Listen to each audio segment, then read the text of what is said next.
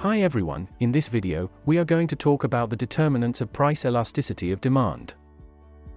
To succeed in the market, a company has to consider different variables to identify its elasticity. Understanding this helps in establishing a sustainable pricing strategy. Number 1, the availability of substitutes. If a product has reliable substitutes in the market, its demand changes significantly. However, it's vice versa for inelastic products. The demand doesn't react as much as it does in the other case when there is a price change. Number 2. The consumer's income level or the income portion spent on the product. For high-income households or consumers, the elasticity of demand is typically low but remains quite high for low-income level groups. Number 3. Time frame. The pace at which consumers can switch to another alternative and adjust their consumption habits. In the short term, buyers tend to stick to the same item and fail to find substitutes. They cannot adjust their consumption habits. This leads to the product's inelastic demand. However, in the long term, consumers may be able to find substitutes. Or, they can adjust their consumption habits, leading to more elastic demand. Number 4. The degree of necessity. Necessities, such as staple food, have inelastic demand. That's because consumers need nourishment to survive. Hence, they will continue to purchase them even if the price rises. On the other hand, luxury goods tend to have more elastic demand. That's because consumers don't need them to survive. Number 5. The level of competition. If your products are replaceable with other similar items, the demand will fall as prices rise. So, companies keep adjusting their prices to stay competitive. But, in a market with less competition, firms can charge higher prices without losing as many customers. In this case, the product is inelastic. Number 6. Information availability. When consumers have access to more information about a product, they are more likely to make well-informed purchasing decisions. This can lead to more elastic demand. As such, capitalizing on your online presence is more important than ever. Number 7. Brand loyalty.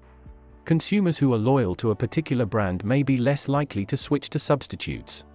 That is even if prices increase to a certain extent. This leads to inelastic demand. However, this is not always the case. Brand loyalty loses influence in times of recession. Now, let's look at how you can find out the elasticity of your products using SYMSON's AI pricing platform. In SYMSON, we have elasticity charts and numbers that can give you information about your products. You can find them by clicking Scenarios. Then, you see a list of products that you selected in the scenarios. If you click on a product, you'll be able to see the elasticity number and the elasticity chart. For example, this product has an elasticity of -8.4. Now, 8.4 is greater than 1.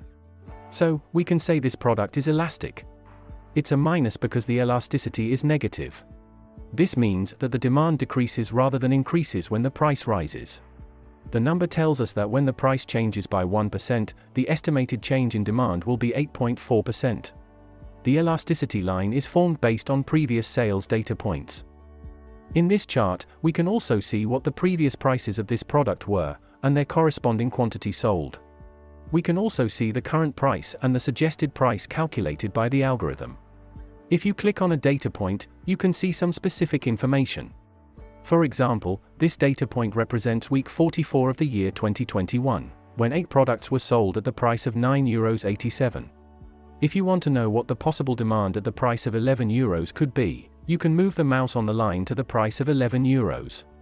The estimated items sold would be 7 per selected time period. Although most of the products are elastic, they could be a small part of your products which are inelastic.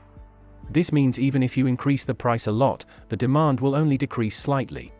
This is good news for you because you can make more revenue by raising your price without facing the risk of a significant decrease in quantity.